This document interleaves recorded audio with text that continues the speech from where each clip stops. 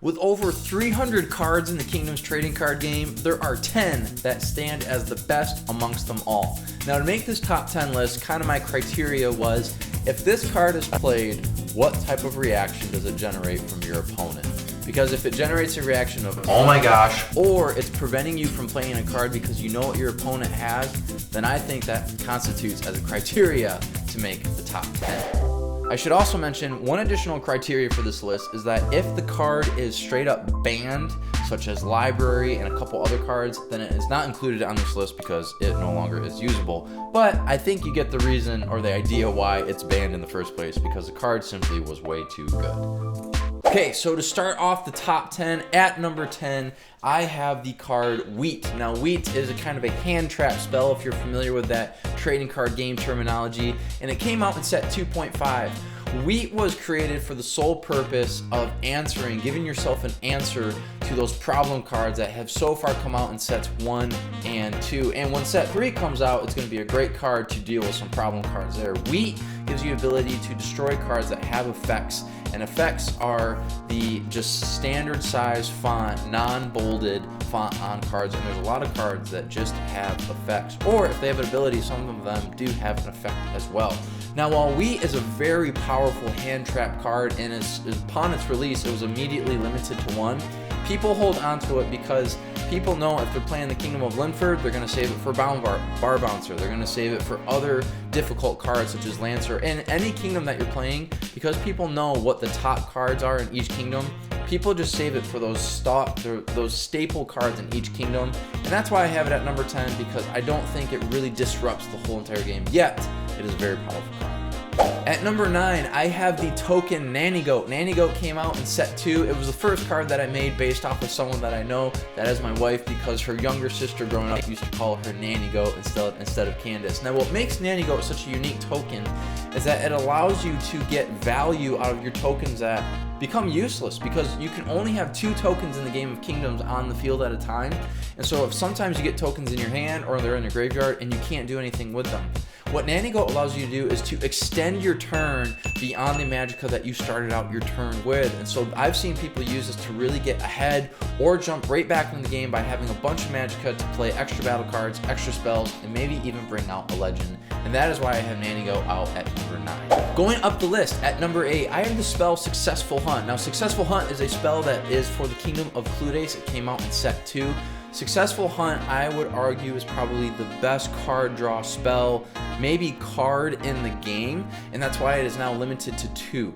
Now, what makes this card so good is that you get to draw cards for the number of Cludes cards that are on the field and the number of Mriff cards in your hand. And so because of other spells that allow you to increase your hand size that Cludes has, Successful Hunt can really get you back in the game. And Mriff spells are known for always having a lot of magicka, so you can just spend all your cards, get them all out in the field, play Successful Hunt, and then you can get a whole restocked hand and be ready to go for the next one. And this is definitely a card when it's played, people are like, man, that's crazy. But I don't think it's that crazy, especially as we go up the list, and you'll see why. At number 7, another Cludes card is the battle card Enai. Now, Enai is a unique battle card because on the surface, people see it and they just think it's a standard battle card, 100 stat. It's not really good. But what makes it so good is that it allows you to combine 2 other battle cards that you have on the field for 1 giant attack, but it adds an additional 200 to that.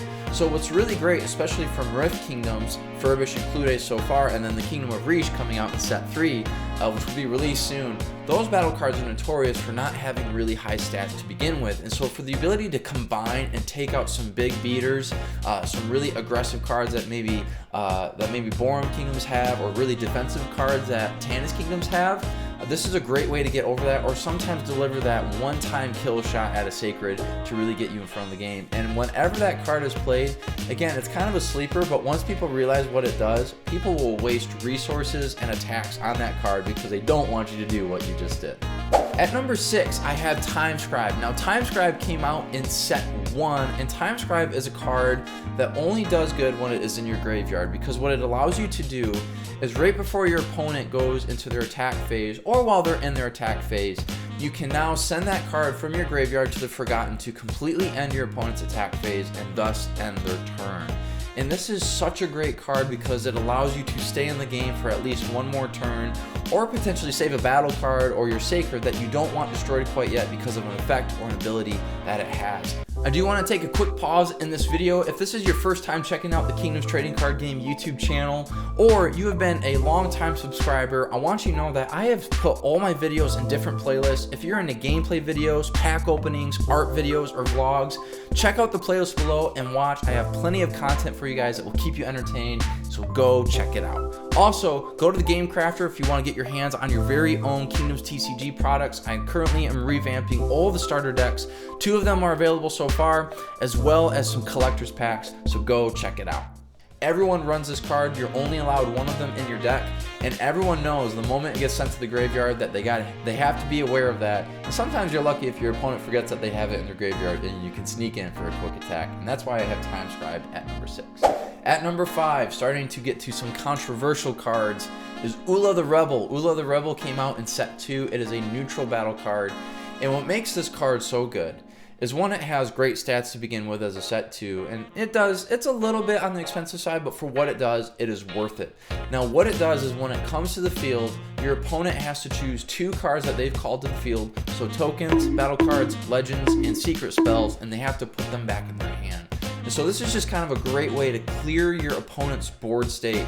And I've played this card in 4-player matches, and this card just gets even better. But even on 1-on-1 format, which is currently the way that you play Kingdoms, this card is dynamite, and everyone runs this in their deck. And people always know that when you send your opponent to Sacred Phase 2, you know that you possibly are going to be going against Oola the Rebel. Now, I would have put this card higher, but there's another card, you could say a better version of Oola, in my opinion, that makes it higher on the list. At number 4, a very controversial spell, and to be honest, I'm tempted to outright ban it because I don't think it fits the play style of Borum Kingdoms, and that is a Kingdom of Linford, and specifically the spell Lost Cause. Lost Cause came out in set 1. It is a 4-cost secret spell, and it simply reads, protect one of your cards and destroy the card that is attacking your own battle card. This card messes with your psyche. If your opponent is playing with Linford or just a Borum Kingdom in general, and they see a secret spell face down, you know without a shadow of a doubt that it is going to be Lost Cause, and that can really mess with you and really make you determine, do I want to try to attack to get them to use that card, or do I continue to wait and hold off? Everyone wants to run this card in their deck if you're playing with Borum, and honestly, if I could use it in my Rift deck with Furbish or Clued Ace, or if Tanis could use it, they would certainly be running it as well, and that is why I have it at number 4. At number 3, I have Dark Assassin. I think this card might eventually make it out of the top 10, partly because it is limited, and there's so many other cards that are coming out in the game that kind of are an answer to this, or are maybe better versions of it, but still, Dark Assassin is a unique card that is only accessible to the Kingdom of Borum, to the Kingdom of Linford, but the Spirit of Borum, so Winterton can use it as well. And it is a hand trap card, and there have been so many times that Dark Assassin has been used to destroy another card that a person has played that was really going to get them momentum back in the game, but Dark Assassin just quickly shut it down. And what makes this card so good, and this card's going to be an honorable mention, and I'll mention in a second, the card specifically that I'm talking about, excuse me, is that you can search this card out from another Borum, from another Linford card that's in your deck, and so that just makes this card so good, and that's why I have it at number 3. At number 2, and this is the card that makes everyone upset, it's the card that sometimes prevents people from preventing a Linford player going to phase 2, because you know that more than likely they're going to have Bar Bouncer in their hand, and that is why I have Bar Bouncer at number 2. The reason why I have Bar Bouncer at number 2 is that because he gains the attack of the 2 cards that he sends to back to your opponent's hand, and it can swing the game so much, and he can get built up so fast, because oftentimes Linford players, they will run Bar Bouncer, but they'll also run Empower, and they'll also run some other cards to beef up the battle cards that they have, and Bar Bouncer can quickly become a menacing card on the field, and he already has pretty high health to begin with, and so as a phase 2 card that can get super strong, even if you send your opponent to phase 3, sometimes they're still so far behind that they can't just get that momentum back just to build up enough attack to destroy that Bar Bouncer. Everyone knows that card's going to be in the hand, and even for me, when I'm playing against a Linford player, I'm sometimes hesitant to send someone to phase 2 until I think I have some answers in my hand to stop that card. And that is why I think Bar Bouncer should be at number 2. Now, before I go into my top card in the Kingdoms trading card game thus far, until set 3 comes out, I might have to revisit this list. I do want to give some honorable mentions. The first card I want to mention is Lancer. Whenever Lancer comes out, it's a super strong Sacred Phase 1 card. Linford does start to run out of kind of energy or juice as they continue to go on, because they can use all the resources real fast, but Lancer is such a powerful opening card, especially if you're able to pair it with Hawk and give it Rage, which means it could attack twice, and you could potentially deal 1400 damage in one turn and quickly just try to take out your opponent if you had a combination of Lancers and Hawks in your hand. So that's why Lancer is an honorable mention, and I was contemplating putting him in the top 10. Another card I was considering putting in the top 10 is Tanis' Dwelling Place. This is a really good Sacred for the Kingdom of Estercrest, and this is just a great card that makes your defensive cards cost less. It gives your opponent less attack, and it just can be kind of a menacing, annoying card to deal with, especially because it has a decent amount of health, and this is just kind of a great staple for the Kingdom of Estercrest specifically. Also kind of staying in the Tanis realm is the Spirit of Charlotte. Now, I think maybe I'm a little bit biased towards Charlotte. I think Charlotte's actually a really good spirit, especially because for her first impact ability, she's able to give you additional magicka that you can then use to ramp into using her, you could say maybe ultimate or her bigger impact ability, which allows you to bring out 2 copies of cards. That's what like the Esther Tower Span deck used, but even Silvermoor can use it with some of their cards, and you can just keep a constant board state that allows you to get the ability to maybe put out some good cards that are good with attack. Another card, we haven't seen a lot of gameplay with it, at least you guys haven't, but Silvermoor Gates, I think, is quickly becoming a top 10 card, in my opinion, and the reason why is because it has so much health, it's not very expensive, you have to attack it, and Silvermoor has so many cards that really are built around this idea of lead and defensive that makes it a really good card, and it can be kind of a sleeper card because it has 0 attack, so people want to ignore it, but soon it can build up so much health that it just becomes a menace to deal with, giving Silvermoor players enough time to build an attacking board state to destroy their opponent. Next is Temple Teacher. Everyone wants to run Temple Teacher in their deck. It's not a card that makes you go, oh man, I can't believe you played that card, but it's such a versatile card, giving you the ability to choose, am I better to draw a card in this moment or give a card extra stats to make it even better? And lastly, too, because they're kind of similar, is Tribal Wagons and Portrait of Constellations. Now, Tribal Wagons is specific to the Kingdom of Cluedace, but Portrait of Constellations is a more generic token that anyone can use. I do think Tribal Wagons is better because it is cheaper and it is a Sacred, so you can automatically put it as your Sacred Phase 1 card and immediately search for what you want. Whereas Portrait of Constellations, that has to go in your deck, and there's a chance that you could go throughout the whole game never seeing that card. So there's kind of a risk in never seeing it, but it is a great card that allows you to search. Now, to round off the list in the top 10, number 1 spot, I believe, has to go to Skylight Fountain, which is Sacred. Skylight Fountain came out in set 1, and Skylight Fountain is a Sacred that simply says this Sacred cannot be attacked if you have battle cards on the field.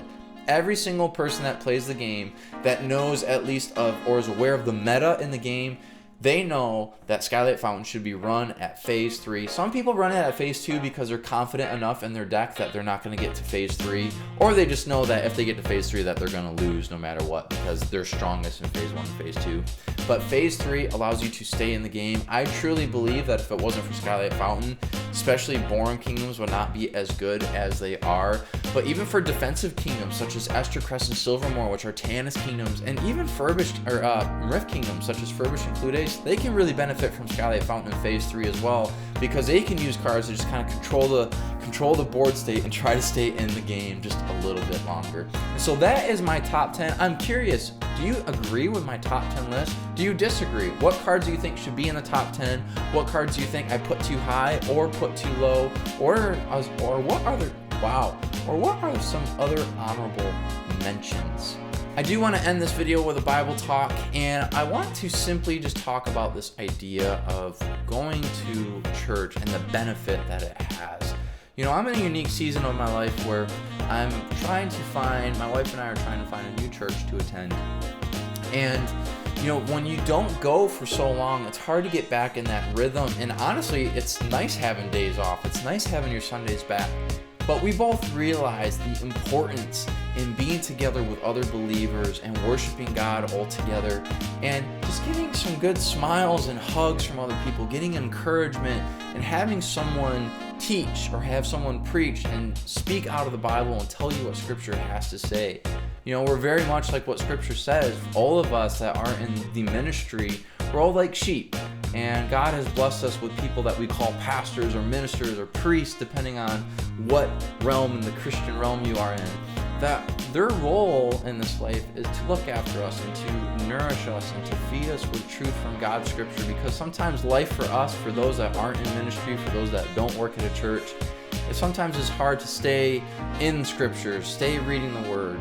And so it's important that we find a place to continually go to stay connected with, so that way we can constantly be fed in case our week just isn't going the best. Thank you guys so much for watching, whatever time of the day it is, whether it be the morning or evening or night. I hope you have a good rest of your day. Thanks.